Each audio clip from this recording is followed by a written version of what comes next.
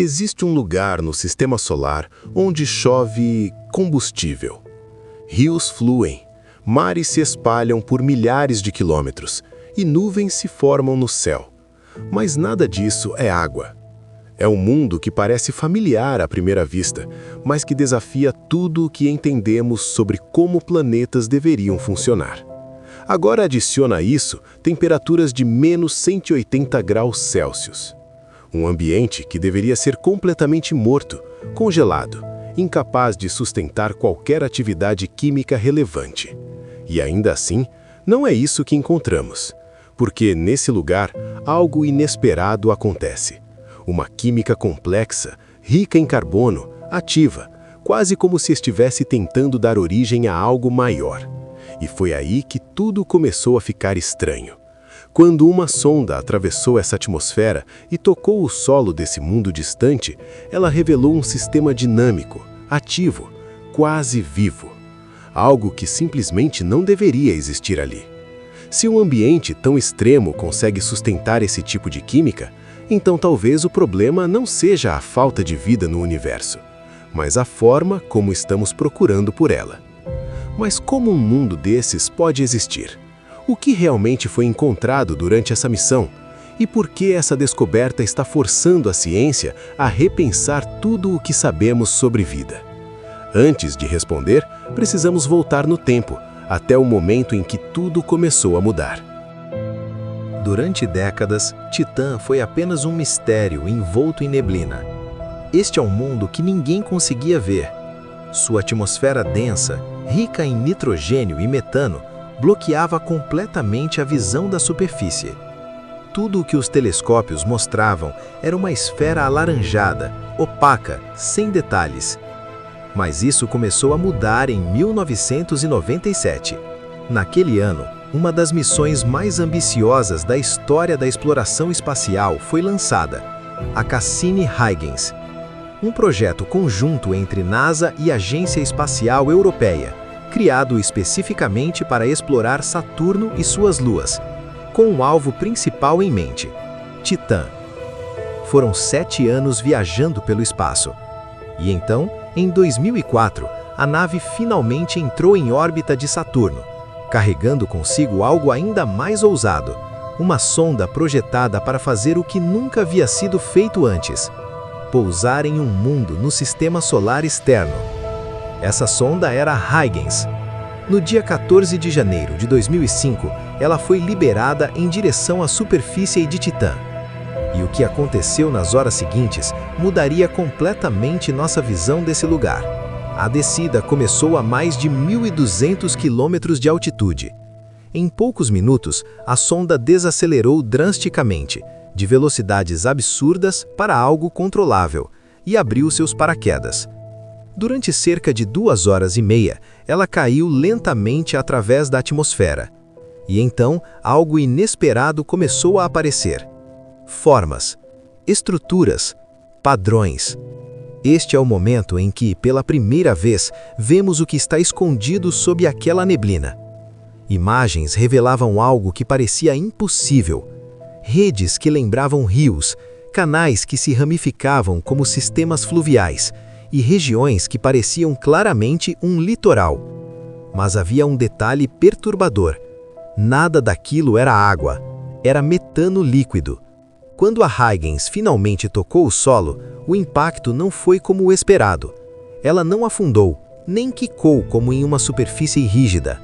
Ela bateu, afundou levemente e então quicou, deslizou e balançou antes de parar. Esse comportamento revelou algo crucial.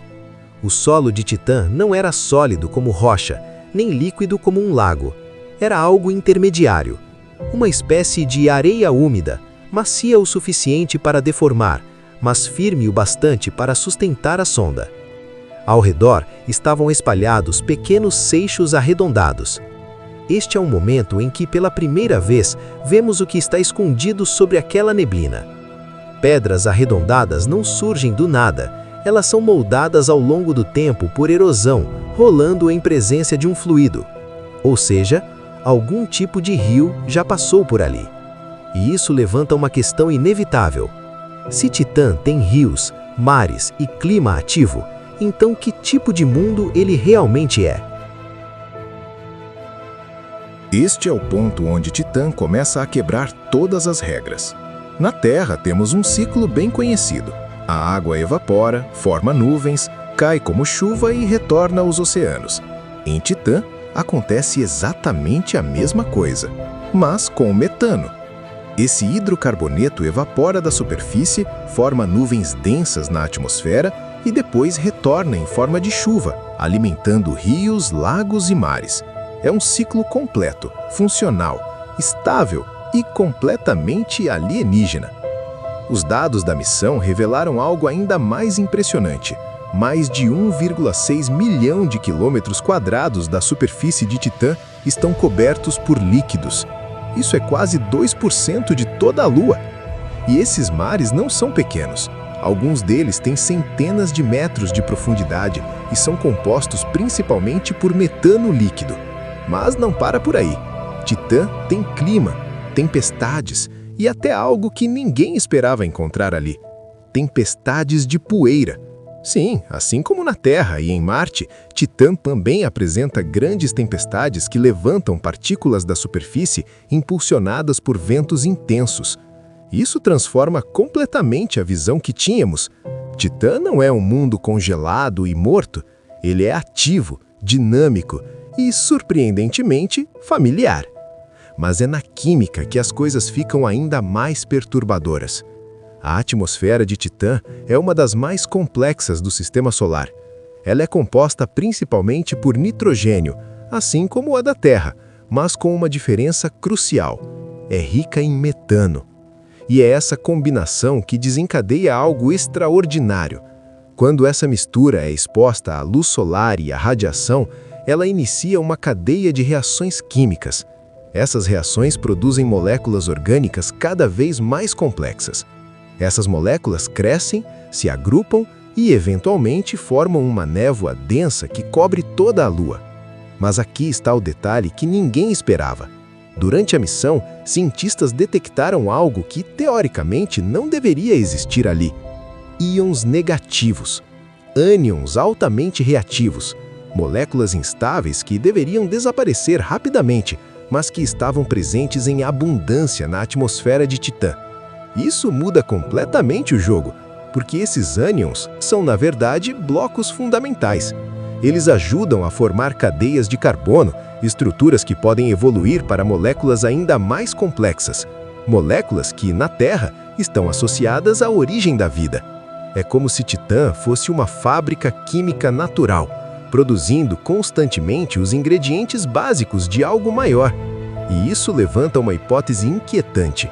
Esses processos são exclusivos de Titã ou são universais? Se tudo isso já não fosse suficiente, existe mais, muito mais. Observações da missão Cassini revelaram que a superfície de Titã se deforma com marés de até 10 metros. Isso só é possível se houver algo líquido abaixo dela. E é exatamente isso que os dados indicam: um oceano subterrâneo. Provavelmente composto por água, escondido sob uma crosta de gelo que pode ter dezenas de quilômetros de espessura. Ou seja, enquanto a superfície é dominada por metano líquido, o interior pode esconder água, o ingrediente clássico da vida como conhecemos. Mas a superfície também não é estática. Ela muda.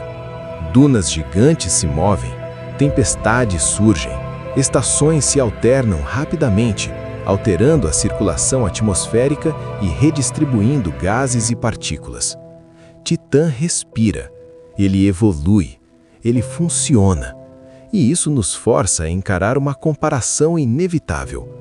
Existe uma razão pela qual Titã fascina tanto os cientistas. Ele se parece com a Terra, mas não a Terra de hoje, a Terra de bilhões de anos atrás.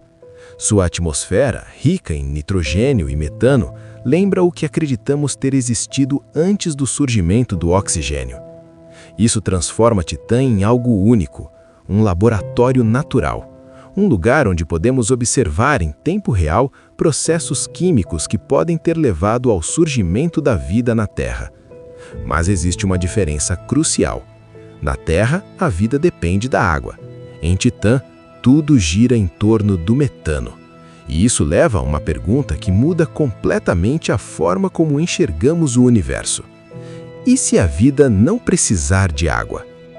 Por muito tempo, a ciência seguiu uma regra simples: procure água e você encontrará vida. Mas Titã desafia essa ideia. Ele mostra que a habitabilidade pode ser muito mais ampla do que imaginávamos. Porque mesmo em um ambiente extremamente frio, sem água líquida na superfície, processos químicos complexos continuam acontecendo. E mais do que isso, esses processos podem não ser exclusivos de Titã. A descoberta de cadeias de carbono e ânions sugere que existe um caminho universal para a formação de moléculas orgânicas complexas. Algo que pode estar acontecendo em outros lugares do universo, em outras luas, em outros planetas, talvez até em mundos que ainda nem conseguimos observar direito. Isso revela um possível erro fundamental. Talvez estejamos procurando vida da forma errada, buscando apenas versões da Terra, quando o universo pode estar cheio de formas completamente diferentes de química ativa e, quem sabe, de vida. Titã pode não provar que existe vida fora da Terra, mas ele prova algo talvez ainda mais importante, que o universo é muito mais estranho do que jamais imaginamos. E se um mundo onde chove combustível pode sustentar química tão complexa, então a pergunta deixa de ser onde procurar vida e passa a ser: estamos preparados para reconhecer quando encontrarmos?